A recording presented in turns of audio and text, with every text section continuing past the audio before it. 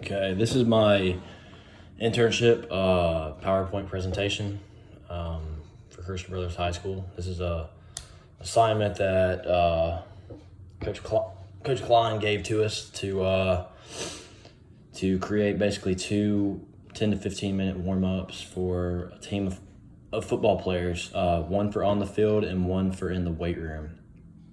And in my paper, I included a paragraph and the rationale behind why I organized it the way I did. The first question that for the whole presentation basically is, why should we stretch? Why is stretching so important? Why should athletes stretch prior to engaging in a physical practice or workout? Like what are the benefits of stretching? Well, first off, it improves posture. It decreases the viscosity of synovial fluid, so basically it loosens up the joints, allows the body to move more freely. It increases the muscle temperature, which is important, gets the blood going, gets the heart rate up prior to engaging in an intense physical activity. It releases catecholamines, so it prepares the body, and it prepares the nervous system for the alarm phase that it's about to go through. Warm-up specificity. What specificity is usually the warm-up, you typically want it to resemble the activity that is going to be conducted. So as you'll see in my two warm-up routines, they resemble what the players are going to be going through on the field or in the weight room.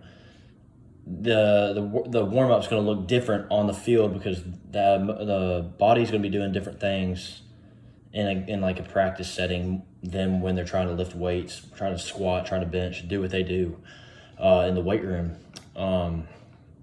So through the research and through the whole assignment that Coach Klein gave us, one thing that really stuck out is specificity is very important when trying to design warm-up routines for athletes. It should be specific to their sport as well. So this is my template for the on-field warm-up routine. So this is kind of like prior to maybe doing a practice, maybe doing a scrimmage, maybe a game setting. Probably 10 to 15 minutes for 40 players. So the way that I would like to start it off is with a 50 to 75% jog down the field. 50 yards down and back, just kind of like striding it out in a sense, not bursting, going 100%. Nothing like that, because that's a very quick way to result in injury. So this is just kind of just to get the heart rate up, just kind of get the blood moving, just kind of get the body ready for what it's going to be doing. It's probably going to be running during that practice or game. It's probably going to be moving quickly.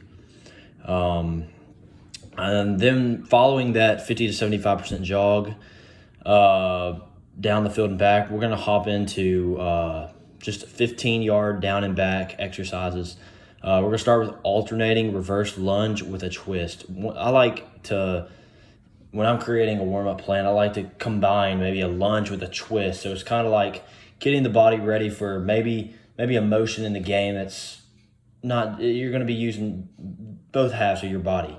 And I feel like the warm-up routine, you can get more done in a shorter amount of time combining some exercises. So the lunge with the twist, and then we're going to do an alternating walking back pull butt kicks.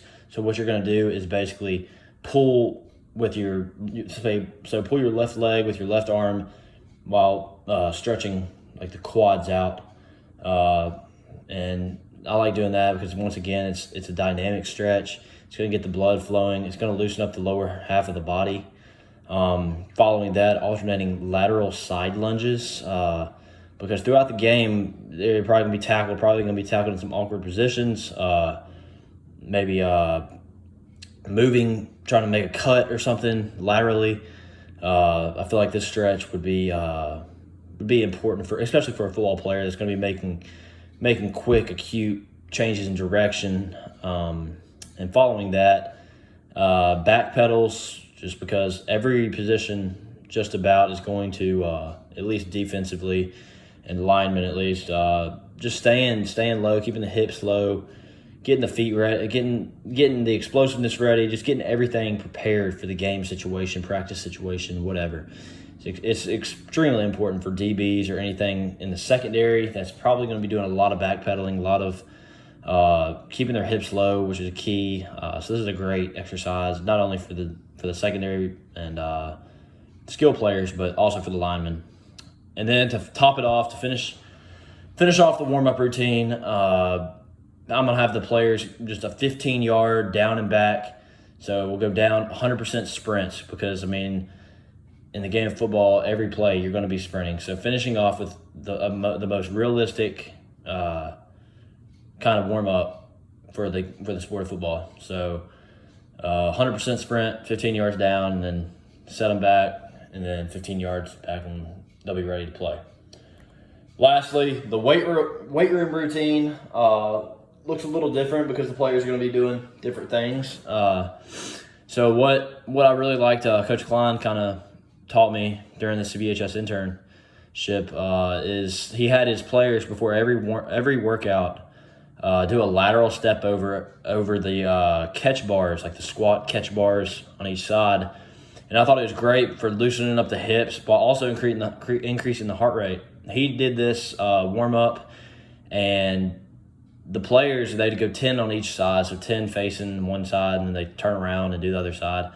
And the players did this on upper body days, lower body days, anything. Because I feel like, especially in the warm-up and the workouts that we did for the players, there's so much explosiveness and driving through the lower half that this was a crucial start of the warm-up kind of exercise. And I really liked it. So if I were to design a weight room warm-up routine, I think it's a good first exercise.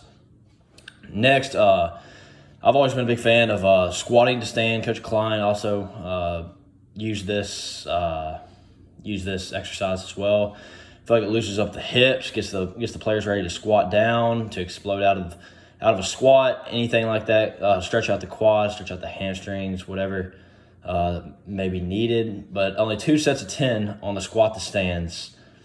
Next, plate RDLs to get not only will this work the hamstrings and kind of get some blood moving around in the system, it also is important to maintain tight core, tight lower back, get the players ready for whatever forces and whatever weights they're going to be having on their back, on their, like when they're pressing, whatever. It gets them ready. And we're going to do 2 sets of 10 as well. Pull-up holds is upper body exercise. They hold at the top of the hold for 10 seconds. This is going to get the traps, the rhomboids, the upper back muscles, just everything prepared. Get everything ready for the exercises that they're probably going to be doing. So if they're doing some rowing, doing some pressing, anything like that, it's important to get the back, the lats, the traps, everything engaged.